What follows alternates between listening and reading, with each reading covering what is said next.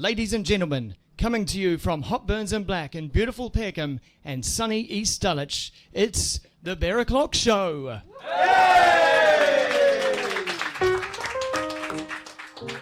You're listening to the Bear O'Clock, The Bear O'Clock Show. You're listening to the Bear O'Clock Show.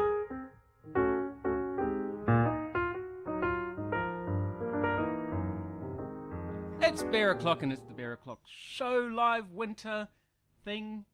Live Special. at Hot Burns and Black. My name is Mark and joining me is my beer buddy Steve. Hello Steve. Hi Mark, how you doing? I'm alright. How are you? I'm very well, thank you. Very Nice to be good. sat next to you again. Yes, it's really weird.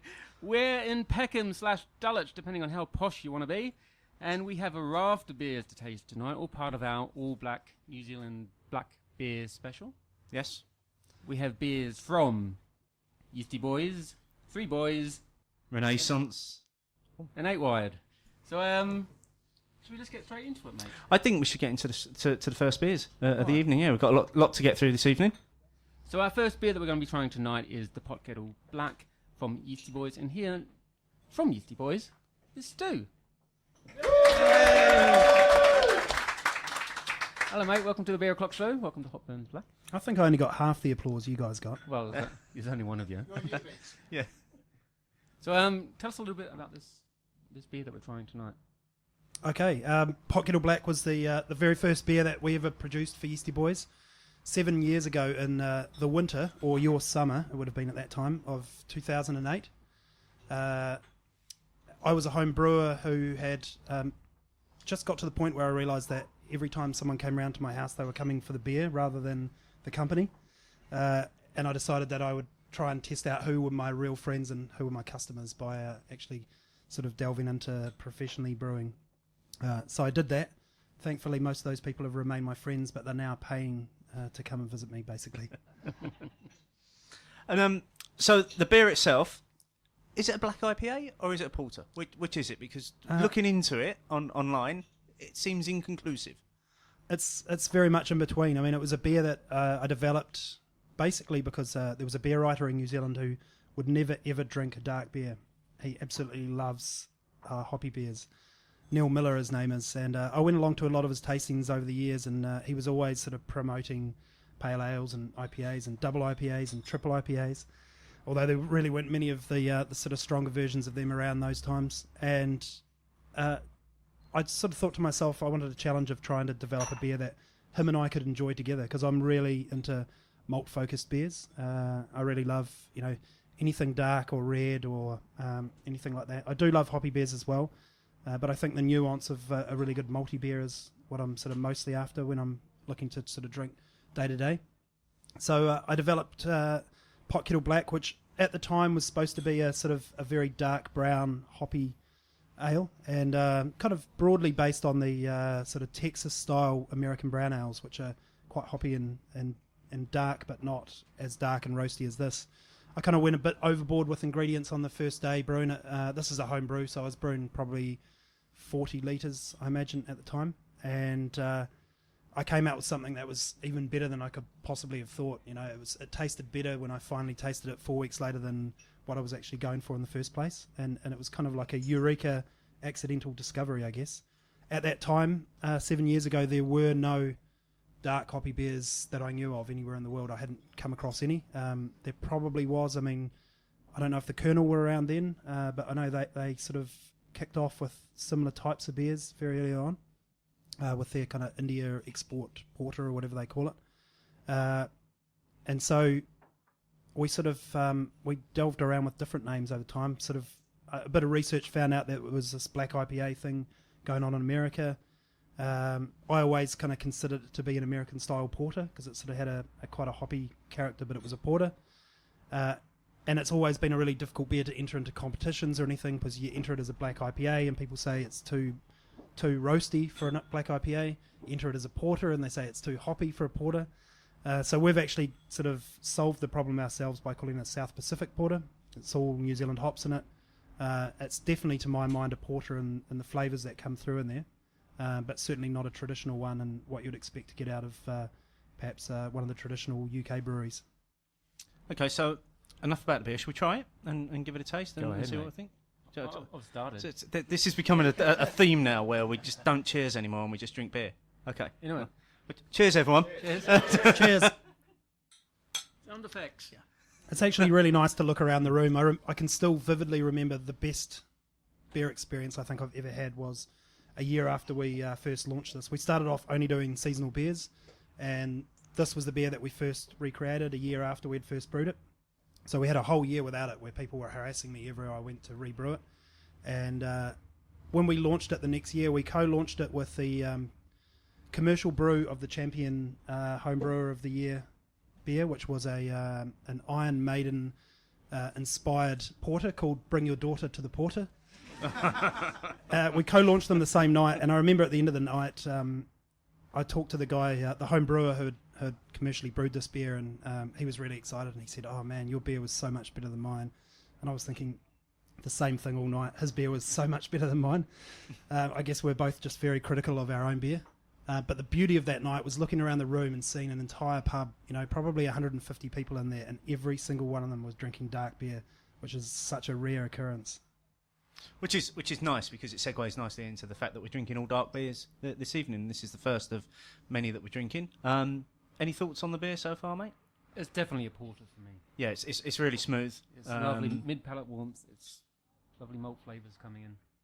Well done. You can sell this. So We're trying. So this is a beer that you've also started doing a remix version of every year. So you play around with it a little bit, and I know we're gonna get to try this year's version of the remix, which is called Dark Matta.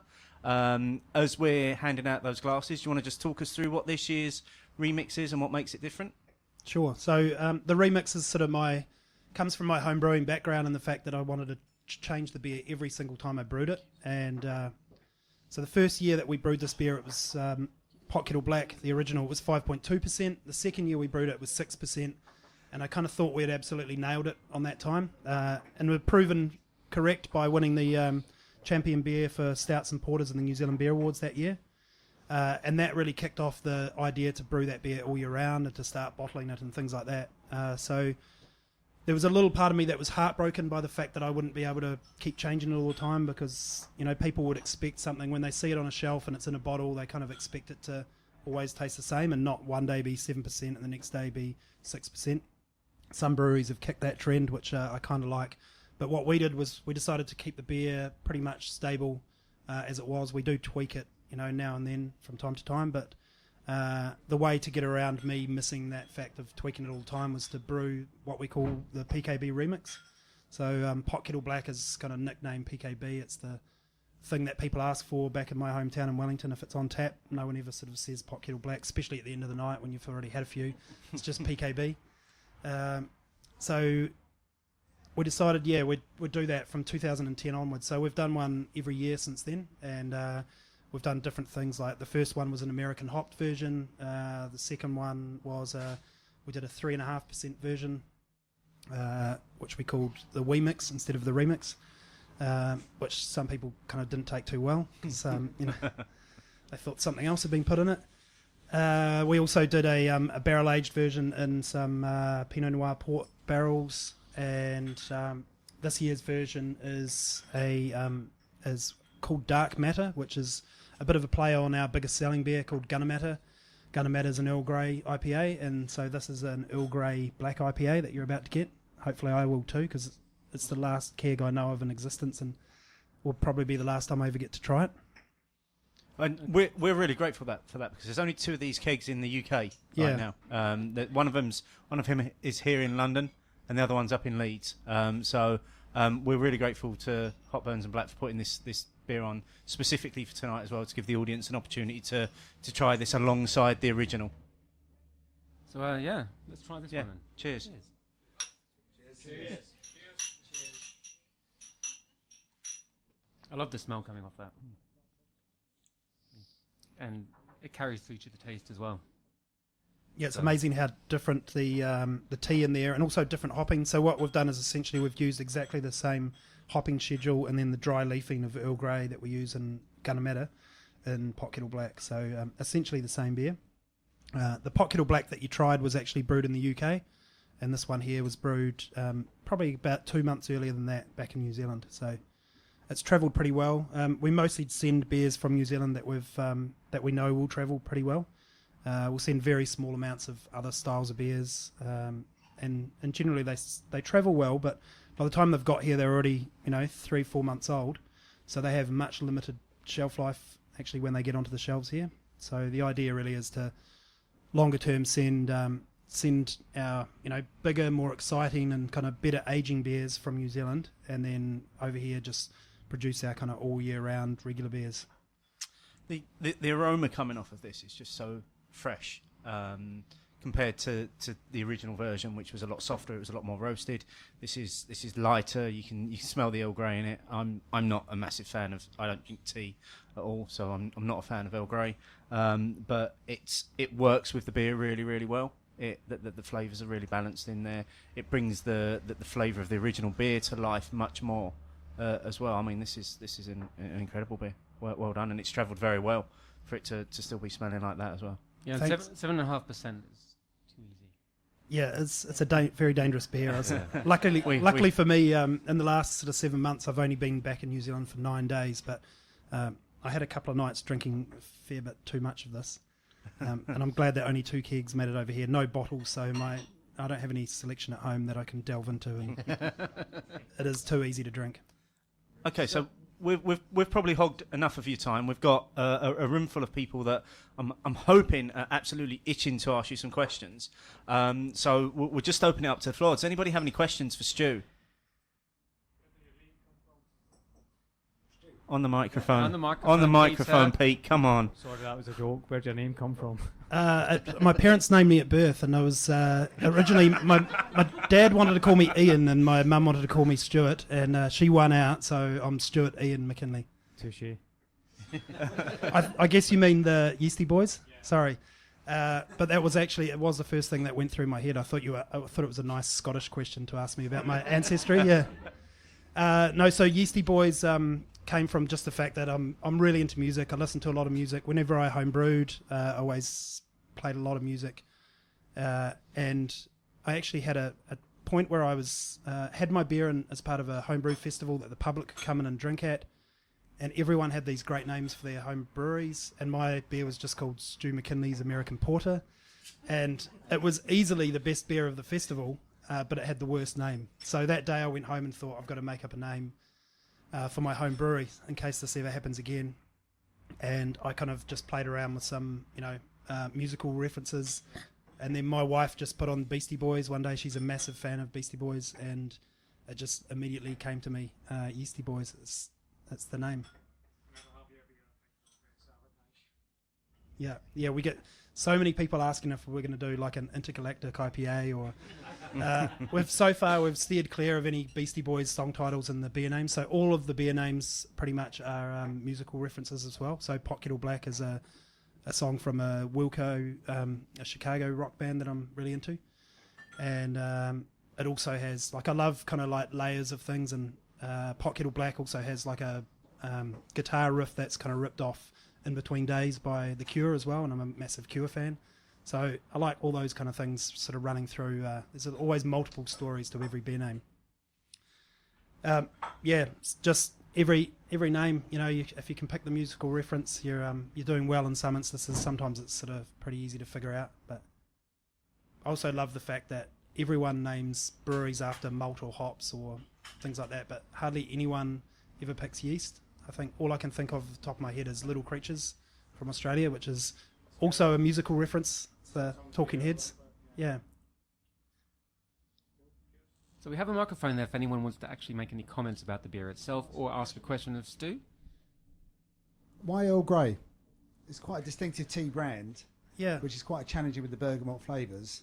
So didn't that bring a few problems? Not really. It was actually one of the easiest decisions I've ever had as a brewer. The reason I came across the idea of tea and beer originally was because I was playing around. There was a big period about 4 or 5 years ago where everyone was making coffee beers, and I tried playing around with coffee beers that brought something out of the coffee that was different from normal coffee beers. Everyone made porters and stouts and imperial stouts and things like that, and I thought, every time I tried one, I could make this beer without actually adding any coffee to it, just by using different roasted malts and things like that. They never really excited me, and I thought maybe I could make like a pale ale or a mild ale or something that brought out some of the like beautiful flavors that you get sometimes when you have like a cold pressed coffee or different types of coffee that you can get. And I actually hated them all. They were all really shitty. They were okay beers and they were drinkable, but none of them inspired me to make a full batch commercial sized version of it. And then one day I was like kicking one of my homebrew kegs, angry at myself for having bothered with 3 trial batches at homebrew. I thought, actually, I drink tea all the time. I only drink coffee because my wife makes one in the morning because she can't kind of get started without one, and she generally makes one for me as well. And I would prefer a tea. If someone said tea or coffee, I'd always say tea every day. So I went and saw a tea merchant in Wellington, and I told them what I was thinking of doing. They thought I was a complete idiot, but they said, we'll give you some time anyway and hang out with you and talk about what you want to do. And we did a cupping of all these different teas at their office one day, and we went through about 12 teas there, and I got to about the 4th one, and before I even got it like a foot from my nose, I could smell it, and I thought, this belongs in a beer. Like, it absolutely belongs in a beer. It's perfect. And I made my decision up, and the recipe kind of just like fell around the tea really immediately. So the tea led? The tea led, yeah, definitely. The aromas just said to me, this is what you want to do. So in my mind, when I went, I was thinking of brewing a kind of English style pale ale or bitter with a nice like single origin North Indian tea or something, like a really rich tea. Often I get those kind of aromas when I drink an English bitter. As a home brewer, I homebrewed a lot of real ale, and when I brewed traditional English bitters that were sort of reddish with a nice dry hop with Fuggles or Goldings or something like that, I always got this like malty, leafy aroma that reminded me a lot of tea, and almost like a cup of tea that's cooled down, but also gets you slightly buzzed. And that was what I had in my mind when I was going to brew the beer. And when I got there and I smelt the tea, a completely different beer just immediately appeared. And I get that all the time because I have hundreds of recipes floating around in my head, and I have kind of hundreds of songs floating around in my head, and then I have all these other ingredients going on as well, and occasionally they just kind of like all clash together and a reaction occurs and a recipe is formed, and it generally happens within seconds rather than minutes or hours, but when it does, it's a pretty good feeling. And I guess it's you could only do that if you're thinking about stuff all the time. It's not as if it's just a moment of inspiration without all the sweat behind the scenes. There's a lot of hard work that goes into it, but when it does happen, it's a beautiful thing. Well, the two definitely work together. Thank you. Thank you.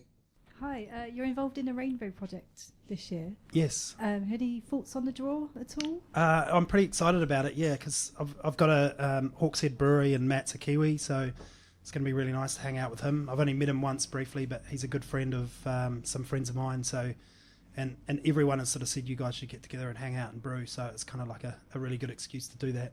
He's got green again, though. He has got green. Year? Yeah, so I'm not sure what will inspire us from green, but I'm sure that there's a few ideas. Obviously, hops. I have pretty good access to New Zealand hops. Having a New Zealand company that we can buy our hops through and ship them over, rather than buying them through the traditional channels here that I know a lot of brewers find it difficult to get. But yeah, we'll see. We'll get our heads together. We might have to get together for a little session first, I think, and go into some sort of zone where we can come up with some really good ideas. Yeah, but I've heard great things. I didn't try any of the Rainbow Project beers this year, unfortunately, because it was at a really busy time where I was going back to New Zealand and then coming back here, and I just kind of missed out on them. And I've heard very good things about the Hawkshead version this year, so I'm really looking forward to it. And I mean, who needs an excuse to go up to the Lake District as well? Yeah, exactly. Anybody else? I have one. Oh, God. Sorry. I was anticipating it coming from the crowd, and it didn't, so I thought I'd ask it. Stu, in the UK, your beers are brewed for you now. So your beers are actually being brewed over here rather than you importing. They're being brewed by Brewdog, and some people have questioned the process there. Do you want to just talk us through what's actually happening in terms of that contract brewing agreement that you've got with Brewdog? Yeah, so not many people know, but it's very plain to see if you sort of delve into any history or if you ever ask us, but we have never owned our own brewery. We've always brewed through my friend's brewery at Invercargill. I started off by flying down there and brewing every beer with him, and then after a bit of time we realised that we were actually kind of making a slight loss on every batch of beer based on the fact that it was costing money to get down there. And it really was, I mean, for the first 6 years, Yeastie Boys was pretty much a hobby business between myself and my friend, co-founder, Sam Posneski, and we really treated it as a chance to travel the world drinking beer together and to go and brew together occasionally at Invercargill. And then over time, I just kind of I got into a point where I thought, I would rather do this for my day job, even though I loved the day job I used to have in the past. And I only need to say metadata for all of you to think. He doesn't need to say any more. But I had a great job and worked with great people in a really, really interesting part of the sort of health world. So that was probably what made it hard for me to jump to the full-time business. As I've mentioned before, I came from a homebrew background and I'm a really terrible tinkerer with recipes. So even if we built our own brewery, we'd have to have someone be the head brewer. And my friend Steve, who already had a brewery, an Invercargill brewery, would have been my first pick as a head brewer at that time. So I could have built my own brewery in Wellington and never got him to move there to come and work for us as the head brewer, or we could have just continued to brew our beer through his brewery. So we're not sort of one of these, cuckoo breweries or gypsy brewers who sort of go around and brew our beers all around the world and turn up for some photo shoots and stuff like that. Really, we're certainly we consider them our own brewery, Invercargill. If we win a trophy in beer awards or anything, the trophy gets sent to them. And we give them Christmas presents, all the staff and things like that. So although the channel from our money going into making beer goes through another company before the staff get paid, we certainly consider them to be, the brewing team are our brewers and the packaging team are our packaging team and things like that. And we actually, I'm not sure what the current numbers are, but the last time we sort of talked about it, we're about 60% of their entire capacity in their brewery. So they brew more of our beer than they do of their own. Our beer is really expensive, partly due to that, and also partly due to the fact that it's fairly high alcohol in general and uses some pretty expensive ingredients.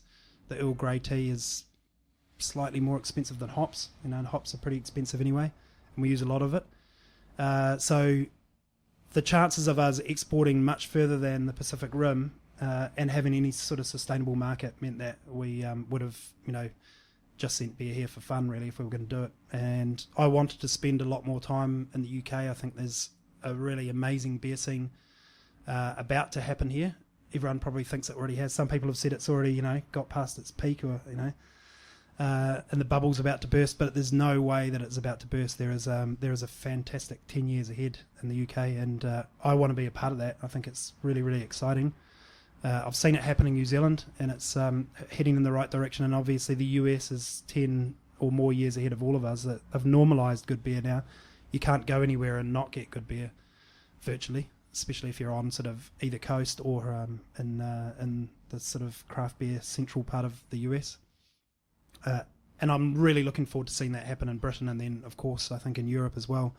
So I wanted to be here as part of the most exciting place, and the best way to do it was to actually make our beer here. So we talked to quite a few breweries over about a year period before we kind of settled on Brewdog. I had come and visited Brewdog before we actually kind of shook hands and said we'd like to brew beer there. And then it was still another sort of 8 or 9 months, and they were incredibly patient with us mucking them around before we finally got to the point of locking in a contract and deciding to move over here and brew some beer. And then after that, of course, it took months and months to set up a business, and bureaucracy is very interesting here. And I was here for about 4 months before we brewed our first beer. So it's really nice now to sort of start pumping out the beer and getting it all out there. And of course, it's fresher. It gives us that little bit more shelf life here, and also it also gives us the chance to learn from what we're doing here to try and improve processes back in New Zealand as well. So I'm very lucky in the fact that I have probably one of the smallest breweries in the world and one of the biggest craft breweries in the world that we can learn from both angles from. Cool. Well, if we don't have any more questions, we got our next beer to come out before we take our break. This is the Three Boys Oyster Stout, 6.5%. I think everyone is sorted out. Stu, can you tell us a little bit about this one, mate? Yeah, so Three Boys Oyster Stout. I mean, if those last two beers really kind of merged style boundaries and strange ingredients and stuff like that, this beer here is just like an absolute classic export stout. And I say that with many blind judges behind me agreeing with me. It's probably the most dominant beer in its style in at the New Zealand Beer Awards. And the New Zealand Beer Awards can be entered by breweries from all around the world. But this beer won the champion beer in the Stouts and Porters 4 times in a row, I think, which is just absolutely unheard of, that one beer would pick up its category 4 times in a row.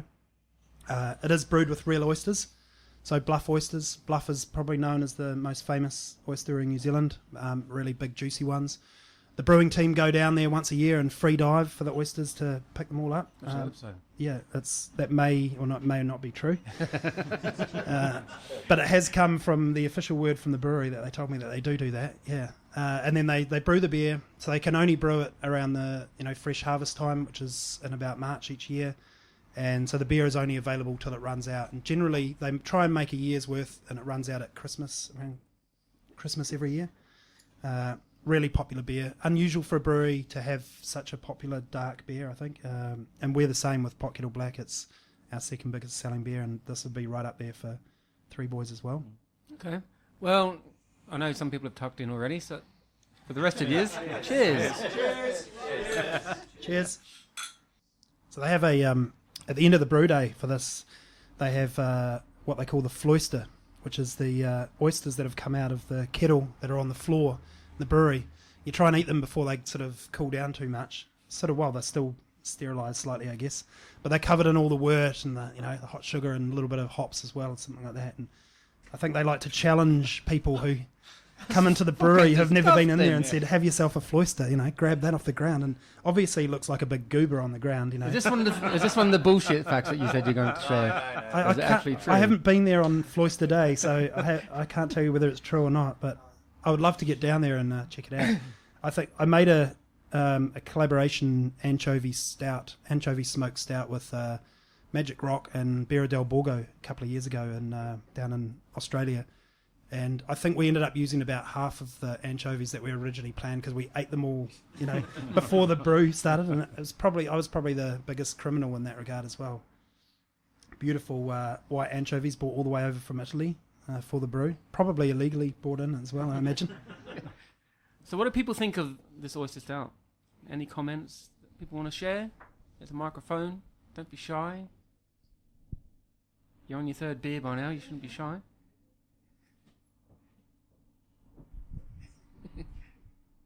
Anyone? Come on.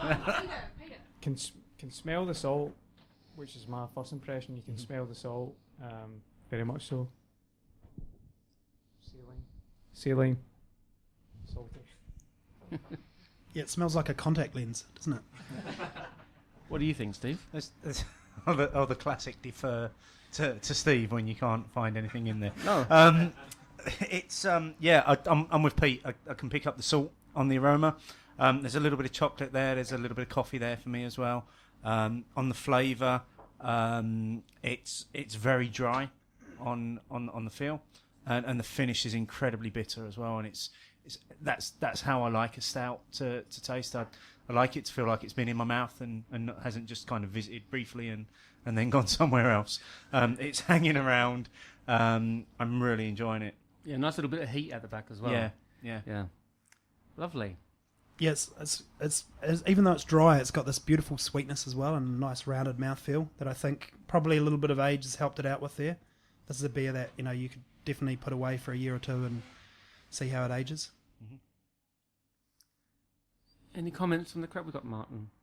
Would you consider barrel aging this type of beer? Oh, definitely, yeah. This beer is kind of like screaming out for some nice barrel aging, I think. And how long would you, if you were going to do that, how long would it be in the barrel for? Oh, it depends what it's going to go into, I guess, and what kind of barrel you're going to do and what you're trying to achieve out of the barrel aging. Whether you want the beer to really mellow or you want to pick up, something very quickly from it. So the only barrel aging we've done is Chardonnay and Pinot Noir port, and the Chardonnay was a pale beer and the Pinot Noir port was a dark beer. I would probably go for the darker barrel for this, but I think it would also be really interesting to see what it would be like in a nice white wine, a nice fruity white wine or something like that. Just gives it it could make it a little bit sharper, couldn't it? Yeah. But I definitely, if you did a barrel aged version, you could definitely bring it over, do a retake of this tasting tonight, and make a barrel aged version of it. All right. So is it a challenge to the brewery? We could send it out to them to and come the back this time next year. podcast presenters as well. You bastard. Anybody else with smart ass comments? No. Okay, we're going to take a little bit of a break. Yep. So you can get some fresh air. You can go to the toilet. We'll be back in how long, Steve? 10 minutes. 10 minutes. Yep. Okay, 7 minutes. We'll see you. We'll see you in 5. So that's part 1 of the Bear O'Clock Show, guys. Cheers.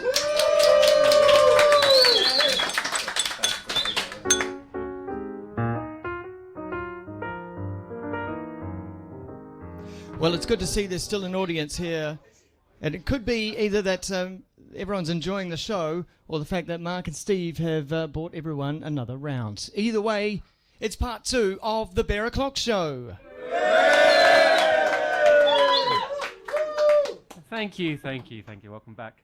So we've got 2 more beers to get through before the end of tonight. The first beer that we've got up is from Renaissance. It's the fresh Hopped Black the RIPA, a 6.6% rye black IPA. And to talk to us about this beer from the New Zealand Collective is Todd. Hello, Todd. Hello. Hello, everyone. Wow. Everyone's off the hook. Yeah. So tell us a little bit about this beer, mate. Okay, this is from the third brewery, if you look at sort of going down the country, New Zealand, if you count Yeastie Boys and Invercargill. So Renaissance is a batshit crazy. I had to get a swear word out, by the way, because it's the longest I've ever heard Stu talk without swearing. A quite batshit crazy American dude called Andy Dukers, who is obsessed with UK style of beer. So Black the RIPA is a black rye IPA. They've been doing it for a couple of years. What they've done that's a little bit different this time is it's using fresh Nelson Sauvin hops. I'd encourage you to try it, by the way. Some of you have. Do our You've job almost for us. finished. We should be doing that. Yeah. We should be talking about trying the beers rather than just sitting here listening to you. Yeah, exactly. So 6.66% ABV. I think that's probably bollocks. We don't really test that accurately in New Zealand anything. So I think that might be a slight exaggeration. So I think the really nice thing about this, so the rye brings out the spiciness in the beer. The hops, if we're fresh hopping, green hopping or wet hopping is probably more likely to be used here.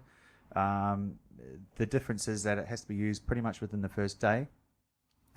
This beer is brewed in Blenheim in the wine region, so quite close to Nelson where the fresh hops came from. Someone told me once you have to use 12 times as much volume fresh hopped when you're making a beer with fresh or wet hops. But apparently not that many hops die in the making of because it's still got all the resin and the oiliness. And I think probably with this beer, the main thing that you pick up is the mouthfeel, the oiliness of it.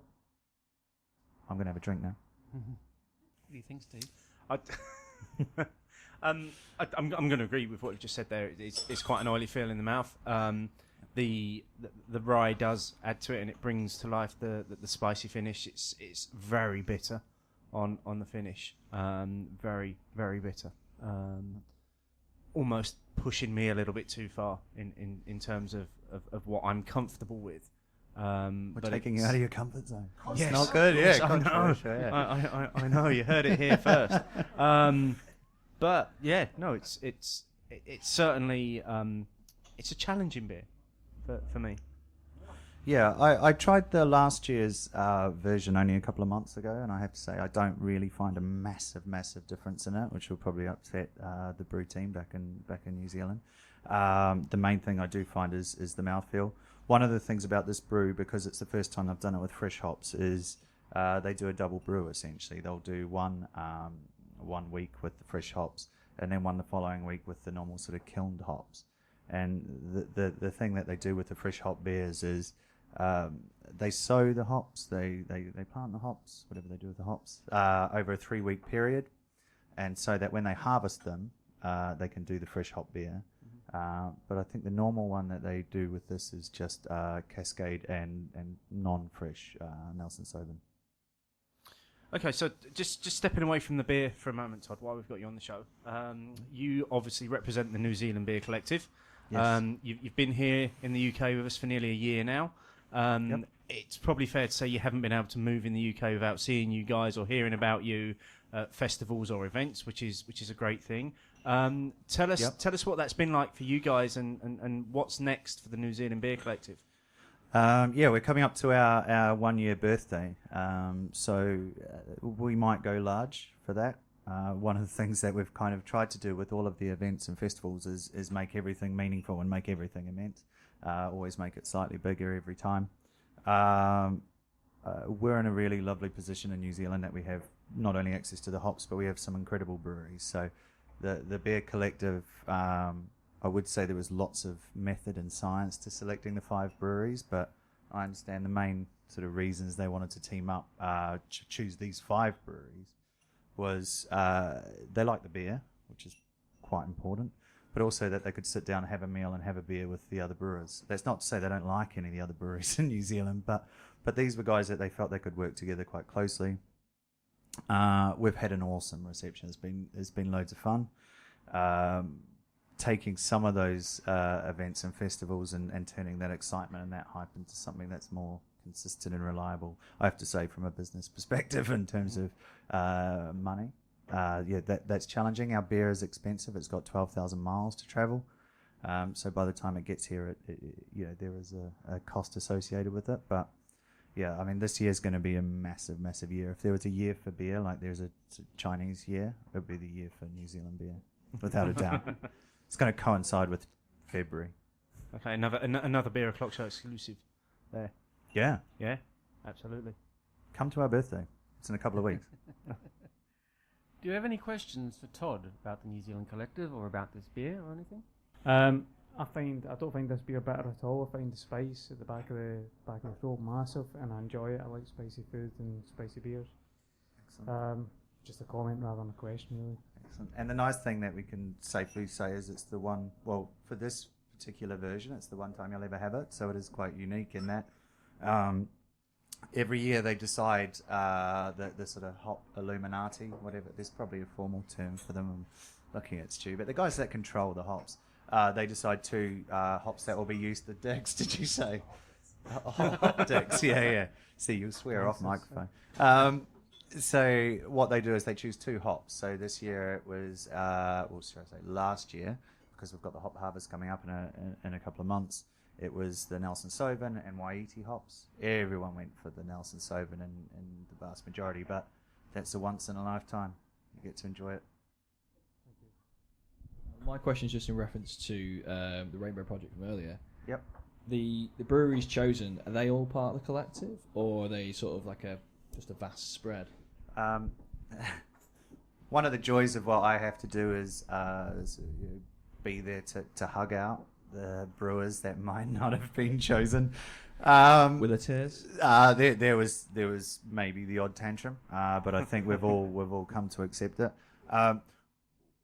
2 of the breweries have been chosen from the collective, so 8 Wide and Yeastie Boys.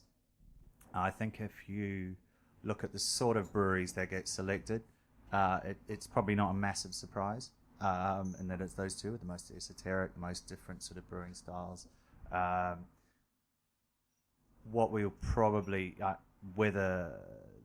so one of the things about the collective is it may be fluid. So it started off with 5, but the whole idea is that we create a category of beer in the UK that is New Zealand beer. So you'll see, hopefully, some come and go. You'd imagine with those breweries being included, people will then want Parrot Dog, etc., to be brought over. Yep. Yeah, I think the nice thing about that is they work hard to make sure that there's a good presence of those breweries anyway. So I think during for me, the bigger thing is during the Rainbow Project, it will be very exciting. Everyone will be interested in those breweries and those beers.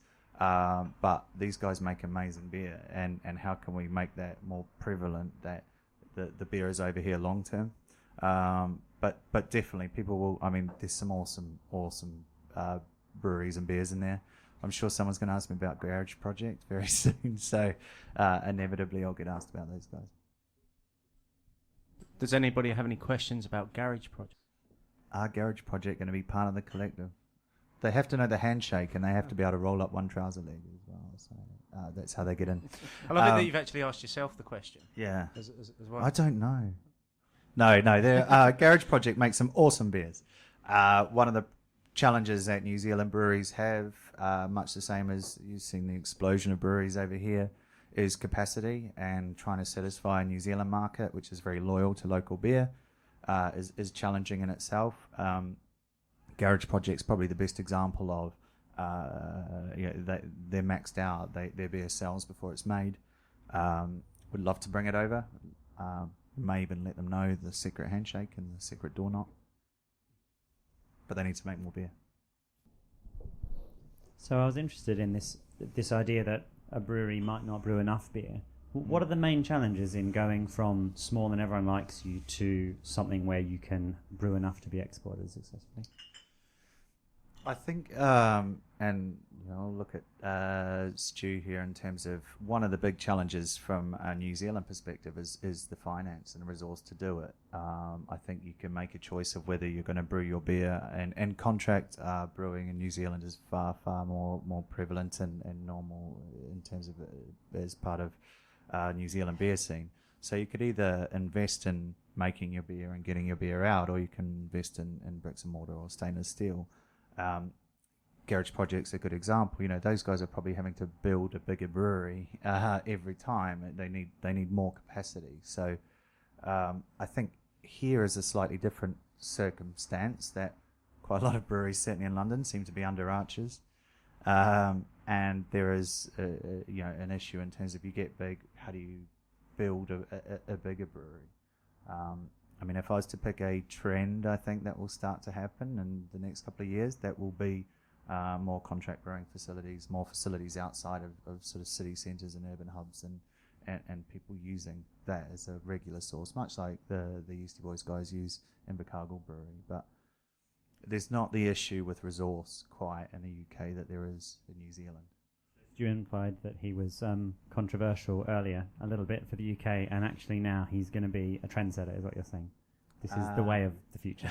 Another exclusive. More exclusives. Yeah. We told you the second half was going to be more controversial. I think so. I absolutely think so. And if you look at longer term, for us, it's a lot cheaper to bring a brewer over, and I don't mean to labour on price, but £9 a pint versus £7 a pint. And if you can bring the hops, you can bring the yeast, the malt, and the expertise. I think there's probably longer term value in not just more contract brewing for UK brewers, but offshore as well. Someone just brought up arches. What's the equivalent to the New Zealand, what's the equivalent in New Zealand to the arch here? I mean, where are Kiwi brewers setting up? How are they doing it? I'm gonna hand that over. Derelict service stations, according to Garage Project, but they were called Garage Project before they moved into Aro Street Garage. But I'm going to hand that over to Stu, I think, for a no doubt longer answer, but much more accurate. Settle in, folks. So, the New Zealand, essentially, like the last 20 years of the New Zealand beer scene, or probably up to 30, is really based around old dairy equipment. That's the kind of main thing. So almost every brewery you'd walk into, you could look around and think that used to be making cheese. That one there was holding milk. That thing there was pasteurizing milk. It's pretty much all come from that kind of thing. And it's not from dairy companies going under, because dairy is New Zealand's biggest industry. It's from them growing so big that they just had all these shitty little 600, 1,200 litre tanks that they no longer needed to use. And quite often, the breweries were set up in areas that were probably, just a couple of 100 metres down the road from where milk or milk powder or cheese or something was getting made in the past as well. So we're an agricultural nation, and also 8-wired. I don't know if you know the name behind 8-wired. It's quite funny that a Danish guy came up with it, but 8-wired is kind of like a story of our culture. The fact that there was nothing in New Zealand hundreds of years ago. And nothing at all really. Some Maori and some some trees and stuff like that really. And then the English came and burned all the trees down, and brought lots of white people with them, and disease and pigs. And anyway, the 8-wired mentality was about the fact that we really didn't have stuff to fix things with, so we used 8-wired, which is a gauge of fencing wire to fix things with. So people would tie things together with it. They would fix their engines with it. They would make new fan belts for their cars out of it. Whatever they would do. I'm sure there's probably the odd turntable that's using some 8-wired mentality as well. That's a perfect segue to the next beer. Thank you for that. We're gonna finish the evening with 8-wired iStout, which is a 10.5% impy stout. Now on the bottle that this beer comes in, it suggests that the best way to enjoy this is as a stout float. So we are going to give people the option that if you want a dollop of ice cream in your iStout, it's available for you to try. There will be, if you're going to take the ice cream option, there will be small shots of the beer to enjoy with the stout float as well. So we might just take a small pause in proceedings while we get those beers out to everyone. So most of the audience seem to have gone for the stout float option. So we'll be taking some views on that and on the plain beer for those that haven't gone for the float option.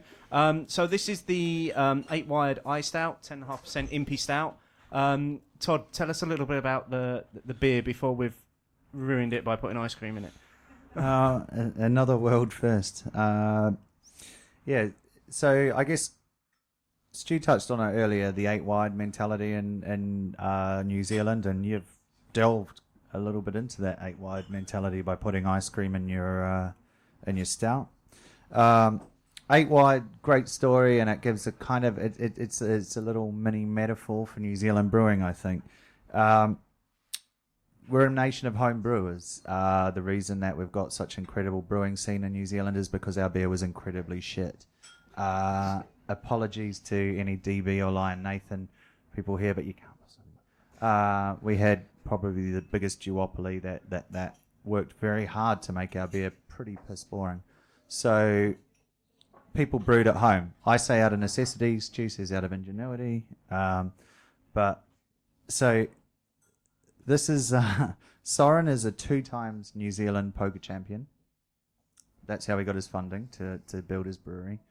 And this is his 4th beer that he produced. Since 2010, he's been doing the iStout. It's 10.5%, so it's got some serious legs to it. Up until, I'm absolutely outraged, at least we hold the World Cup. It was, hey, someone had to say it. Inevitable, yeah. So this was the highest rating beer in the Southern Hemisphere for 4 years running, and I've been reliably informed today that we've been usurped by an Australian brewery. Yeah, it hurts. It really, really smarts. So I think he needs to double up a bit. So this is using Chinook, Cascade, Nelson Sauvin. It's pretty. There's quite a lot of aroma for a 10.5% beer. I think we should probably try it if you haven't already. Yeah, yours is gone. Oh, I think the addition of the ice cream just made it far too drinkable for some people. So what do you think, Steve? Because the ice cream is exceptional. I love it. I mean, this is the second time I've had it like this now. It's like a beery coffee milkshake with the ice cream in it, and it just makes it so drinkable. On its own, as a beer, the standard version of it, it's big and it's bold and it's got those coffee flavours, and it's just a smack you in the face stout. It's still getting the bitterness is still coming through the cream of the ice cream as well. Absolutely. So it's kind of cutting through it nicely like a few velvet. Yes. To the velvetness of the ice cream. Has anyone tried both? No. Yeah. You're on your third. how have you managed to get both? Yeah. 10.5% is not supposed to be drunken pints. So do we have any comments about this beer from people? Microphone available? Or any questions about the beer? Or about 8 Wide even? Someone at the back. Could be trouble. I'm not sure this man's allowed to ask questions. Yeah, really? Shit. He snuck in. Someone mentioned earlier on Twitter yesterday, I think, which is the best beer city, Leeds or Manchester? And I don't want you to have to ask that. No, I can't. You're jumping ahead. You're jumping ahead on our You don't have to program. answer that question itself, but could you tell me what city can drink more iStout? Without having seen this, it's Leeds by a mile. Having had the benefit of seeing someone drink 4 pints of iStout and interspersed with 4 pints of 1050. At least they were keeping it real at 10.5%. I'm sorry, but Leeds has got that one. But then they were in Leeds. Yeah. They have the violent crime statistic after that night to prove it. Yeah. It was a big night for someone. It's almost like you guys have seen the script of what we've got coming up, because every time you give us a perfect segue into the next moment. So regular listeners to the show will know we do a segment called Hot Topic, which is where we debate an issue each week. And this week's Hot Topic that we were going to do on this evening's live show was, what's the UK's best beery city? So bearing in mind that you guys have got yourselves around a fair bit since you've been over here, and you've seen some of the best cities in the UK, I'm going to start off by asking you two what you think is the best beery city in the UK. Probably given away a little bit by that question about the two that I'd say are the best. But before I upset anybody either from Manchester or Leeds, I'm going to piss just about everybody else off in other cities. So I'd say if I start with London, it's pretty mixed. I find it disappointing. I could still walk down a high street and be confronted with, and I'm not picking on Australia here, but 6 bars that will offer me Foster's. I could go to a top-end restaurant and I'm still being presented with Peroni. In fact, I might just piss everybody off. ABV, MBV. So I think the two, I'd say 3 best cities for me. Edinburgh, off the chart. Absolutely love it. Great beer scene. But for me, the top 2, Manchester and Leeds, I think pretty much summed up by the fact they have the 2 best beer festivals. It's easier if you're a smaller city. I come from Wellington, 350,000 people. It's easy to create a real culture around food or beer, so I'm not... but for me, the one I survived the best, I'm going to go for Leeds. Okay. So where's Stu? Is he hiding now? I'm down the back. Oh, and he's actually got the microphone now as well. So sing us a song, yeah. So I think Todd's absolutely nailed on the head that everywhere you go around the world, it's never the biggest city that's the best for anything really, other than money. London is absolutely fantastic, and it will certainly be one of the great beer cities in the world. It already has been, and it will be again. I think it's very, very exciting here, and just through sheer population, is going to have, probably all of the people of the world who come to try UK beer are going to come to London, and a lot of them won't get any further than that. But if you look in Australia, it's not Sydney that's the best beer city, it's Melbourne. If you look in New Zealand, it's not Auckland, it's Wellington. If you go to the States, it's not New York, it's half a dozen cities ahead of that. And it is the same here. Possibly Germany for craft beer might be the only place where you'll find the biggest city is the best at the moment. And I haven't actually been over there, but I've heard Berlin has got great things going. But no doubt there'll be a smaller city that's going to come through soon behind it. I think from the little I've seen, I'd probably agree with Todd in regards to Edinburgh, Leeds and Manchester all being great. I've seen very, very little of Manchester compared to Todd. I went up there for Indie Man, but only for a couple of days. Leeds I've been to 6 times since I've been here. I've been here 7 months and I've been there 6 times, and I'm going again pretty soon, so that probably gives you a good indication. We sell more beer there than everywhere else, and that I don't know if that's related to me going there or if me going there is related to the fact that we're selling lots of beer. But it's got a fantastic food and beer scene. You can walk pretty much everywhere there as well, which I think really helps when you've been drinking. You know, the beauty of it is that you can pretty much go up there for a day trip as well. The public transport system here is phenomenal. It's a beer lover's friend. You know, I could leave London in the morning and go to Manchester and Leeds and get back here in time for the last train home to Kent. So it's you're very, very lucky, and that's why I'm never moving back to New Zealand. So you're stuck with me. So I'm going to say another Beer O'Clock exclusive, I think. Another one, yeah. You're here to stay. My wife doesn't know that either. Yeah, put the microphone down now. Fortunately, please. she doesn't listen to your podcast. So it's fine. Yeah. Okay, so that's 2 votes for Leeds. We're obviously here in South East London tonight, so I'm guessing there might be some dissenting voices that might want to make comment on London. Pete's already got his hand up. Wants to get involved in this one. Just to echo what you said earlier, London can't be quantified in terms of, you know, it's bigger than Glasgow, Edinburgh, Leeds, Manchester. So each place has got its own like Peckham. So you have to judge it on that basis. But I would, having said that, I would still argue that London's the best place for. I'm disappointed that Glasgow's it's kind of lagging behind Edinburgh actually in terms of, you know, the availability for beer and whatnot, but obviously London for me, although you break it down in different small parts, it's head and shoulders above anywhere. Yeah. Before anybody, I'm just going to come back in on that because I think the conversation we were having earlier was about how London's a series of small cities. For me, rather than one big city, you can't do a decent pub crawl around London in a single day. It's just not possible. You have You've to break tried. it. Yeah, believe me, I've tried a number of times and it's just not happening. But in most other cities in the UK, you can do them in a day. You can do all the best bars. And to echo what Stu was saying, I mean, Leeds, you can walk between the dozen or so best bars that there are in that city, and you can do them all. And it is, but you're still able to do it. Whereas London, it's a series of small cities.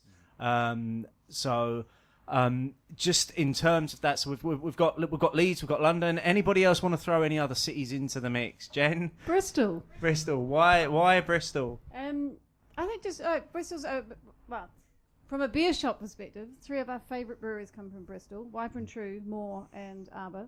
And there's something really lovely about going to Bristol. Yeah, it's really easy to walk around. Yeah, there's some fantastic bars. I mean, Small Bar in Bristol is fabulous. Beer Emporium. You know, there's that whole little strip of wonderful places to go and drink. And yeah. Okay, so there's a it's the West Country. It's single lone voice for Bristol. I was down there the other day. I'm not saying I really like it. I was down there the other day and absolutely agree. It's a really, I mean, it's an even more compact version, probably of Leeds. And what I found down there was as well, which is I think is really nice, is they're fiercely territorial of local breweries, and the pricing is off the chart. Sorry to come back to money. But the price of a pint of Tiny Rebel is, and I think the interesting thing will be trying to get a broader selection of beer down into Bristol. But yeah, it's a good. Pitchforks up. Yeah. maybe a few good drum and bass down there as well. Any more views on any cities that could be up there in contention for the UK's best beery city? Before we hit what Twitter think this evening. Can I be controversial and ask what the worst is? Not yet. Can we resolve the best first, and then I think we could hit the worst. Okay, so quite conclusively, I think on Twitter a few people have got involved in this. So Bob Maxfield says he wishes it was Birmingham. It's getting better, but however, he thinks that Leeds is still head and shoulders above the rest. Miles Lambert, who's a regular contributor to the show. Leeds just shades it for me. Good bars, good bottle shops, and Clear's Throat Cannonball from the North Bar, which a lot of people will relate to in so much as my favourite beer. Lee Wolf, for me, it's Manchester. So another vote there for Manchester. And then just to probably finish one, Cy, who is on Twitter at the Leeds Beer Wolf, will come as no surprise that his response is Leeds. So I think quite conclusively we've decided here tonight that the UK's best beery city is Leeds. And those that joined us for the Crimbo Crawl would have experienced that with us just before Christmas. So the UK's worst beery city. I was going to say about Max is, I think Max, was it Max from Birmingham? Bob. Yeah, Bob Maxfield. Yeah. Bob Maxfield, as opposed to Max Bobfield. Yeah. Which is a much better name, Max Bobfield. I know. I think maybe that should be his pseudonym. Having been a few times up to Birmingham, I think that's going to be a really, really exciting, interesting place for beer. I think if anywhere is going to catch up rapidly, I think Birmingham is the place. Okay. I'm not really going to get... I don't want to get into the worst city tonight because I think... Oh, hang on a minute. No, Stu's waving at the back. Shit. Sorry. I get uncomfortable when I haven't got a microphone in my hand. Clearly. I was just going to put in one quick little spot for Cambridge is per capita, I think, is one of the best cities I've visited as well. Yeah. It's not a big city, but it's got some fantastic pubs there.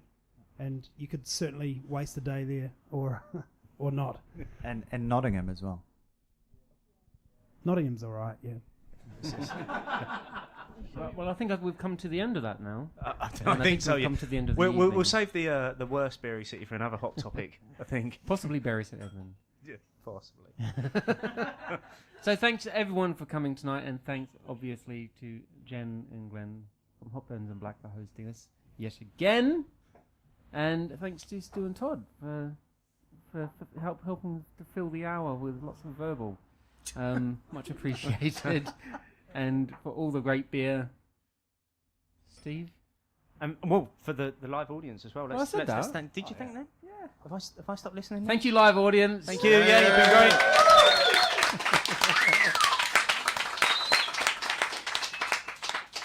Right.